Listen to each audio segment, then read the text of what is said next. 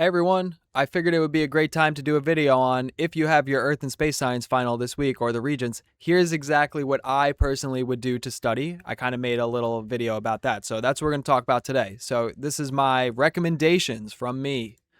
So priority number one is going to be, I'm going to move my camera in a second to give you what's in the back, the bottom. So do released Regents exams. This is the number one best thing to do. If you only do one thing after watching this video, do a released Regents exam. So you're going to see the exact question style. You'll see the diagrams. You'll see the graphs. You'll see the models. You'll see the vocab, all the things. You'll get practice using the evidence. You'll identify your weak areas. And I say this all the time, get a timer, run a timer on the side, and just blast through these practice Regents exam. You should have all three of them ideally under your belt, and then you can go watch my video. Grade yourself with the rating scale, find the ones you got wrong, and then go and watch my video going over those questions, and I will explain those questions to you that you got wrong. You don't have to watch the whole 2-hour video of me doing the whole Regents. That's crazy. Just do the one, go scroll to where you got the ones wrong. That's the best. And the bottom over here says one released exam is worth way more of your time than like rereading all your notes. Okay, the best way to do well on the test is your Regents exams. Okay, priority number two, focus on the highest yield concepts that you could possibly find. So I kind of came up with them here that I think personally that came up a lot over the course of the test. Space systems, redshift, Big Bang evidence, HR diagram, fusion, star life cycles, gravity, Kepler's laws, and seasons. Earth's history, you got to know plate tectonics, continental drift evidence, seafloor spreading, relative dating, radioactive decay, and index fossils. All good. Earth systems, rock types, weathering and erosion, porosity, permeability, groundwater, seismic waves, Earth's interior. For weather and climate, which for some reason I have a feeling that there's going to be a lot of weather and climate on this one. I don't know. Maybe. Just prediction. Air masses, fronts, pressure system, ocean currents, greenhouse effect, climate change evidence. And then for human sustainability and engineering, I would say hazards versus disasters, natural resources, sustainability, climate models, and impact on the environment. So again, this is not a video about me teaching you all this stuff. I got all videos on that. This is just a what should you do for your last couple days, your last couple nights, or your week before your test, okay? Priority number three, learn your reference table. The reference table here can save you points if you know where to find the information. So go to the pages on the reference table, look through them, get familiar with the language on them. You don't need to memorize the chart. You just need to know where to find those information very, very quickly.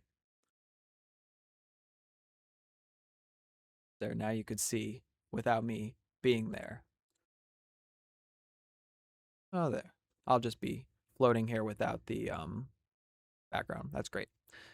So you don't need to memorize every chart. You just need to know where to find the information very rapidly. So if you're seeing resources, then you should know to go to page 8 or the geology on page 8. So if you're seeing New York State geology, you should go to page 8. If you're seeing plate tectonics, maybe you want to go here, page 11.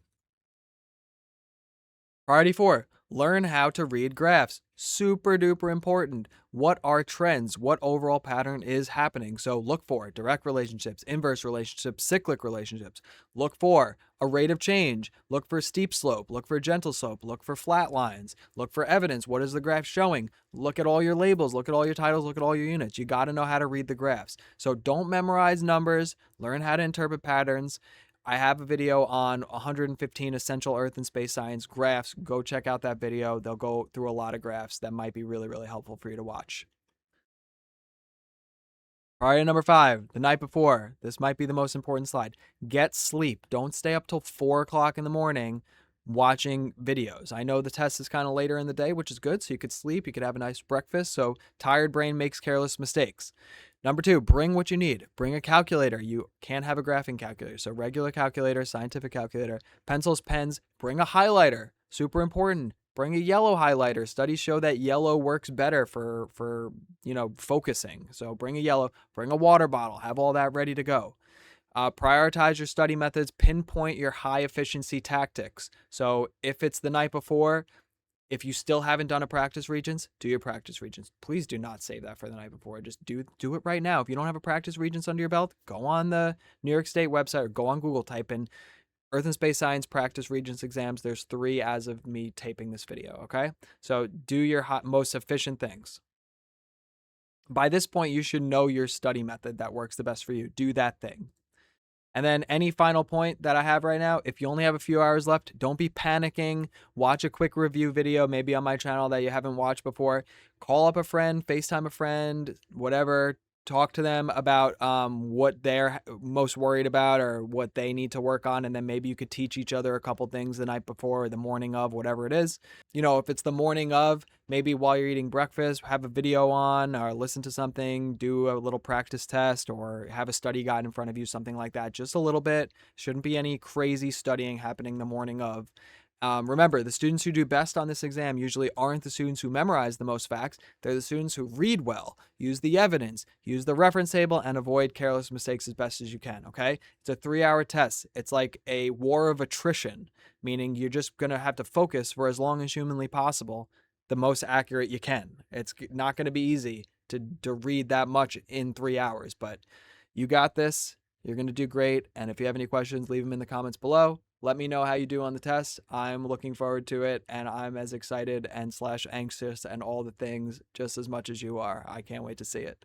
All right, good luck. Let me know how it goes. I'll talk to you later. Good luck. Bye.